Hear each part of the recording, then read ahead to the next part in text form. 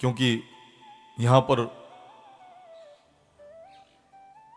जिनमें देवता का अवतार हुआ उस समाज के लोग रहते हैं यहां, गुजर समाज।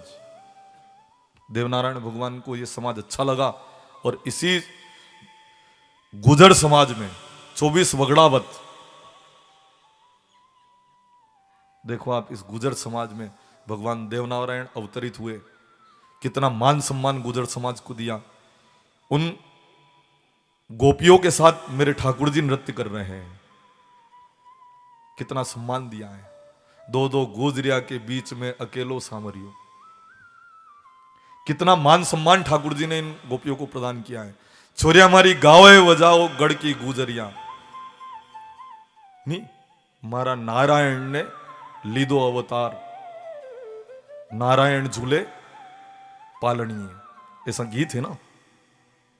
कितना मान सम्मान दिया गुजर समाज को भगवान ने। और इस गांव में गुजर बाहुल्य है, इस कारण मुझे लगता है कि यहाँ के छांट पड़ती है गाड़ती।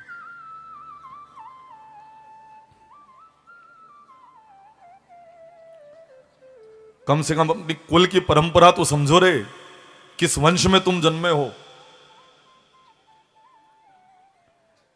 कम से कम उस परंपरा को तो अक्षुण्ण रखो। कौन सा कुल है आपका, कितना कीर्ति और कितना यश इस समाज का है। और नाम देखो तो वीर गुजर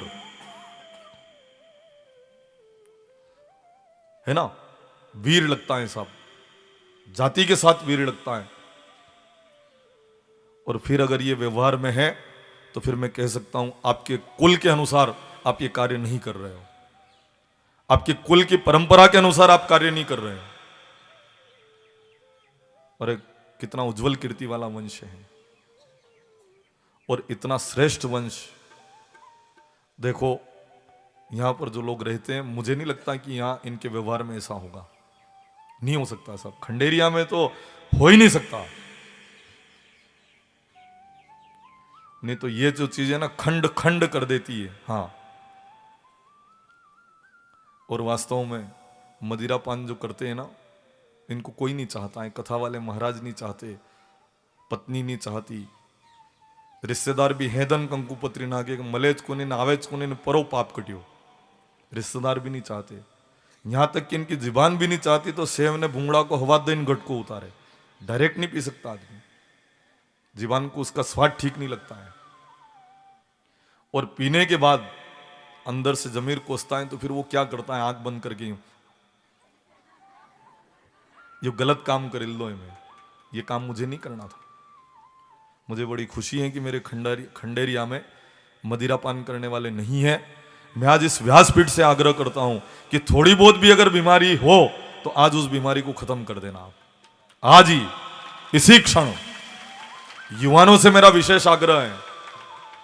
बूढ़ों ने जैसे तैसे जीवन को जिया है, पर हे युवाओं, आपके पास जो जीवन है, यह जीवन अगर सुखमय व्यतीत करना हो, बिल्कुल व्यसन मुक्त रहने का आप संकल्प लीजिएगा।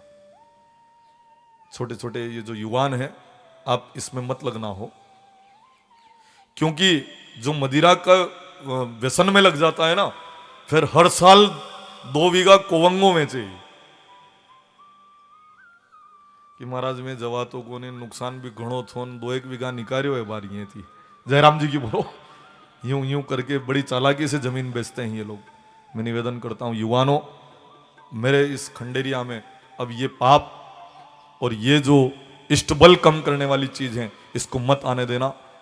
आज ही, इसी क्षण, यहां पर बैठे बैठे हम संकल्प लें और एक ऐसा गांव बना दो कि मैं इस गांव का नाम, जहां पर भी कथा करने जाऊं वहां पर इस खंडेरिया का नाम लिया करूं। ऐसा गांव बनाकर मुझे दे दो आप। क्या ऐसा कर सकते हैं हम सामूहिक रूप से? ऐसा आप बना दो एक गांव को, मैं जहां भी जाऊंगा खंडेरिया का नाम लूंगा कि वहां कथा करी थी मैंने और बिल्कुल पूरा गांव मदिरा से मुक्त हो गया था। ऐसा हो सकता है क्या? सामूहिक रूप से हम संकल्प लें, संभव है।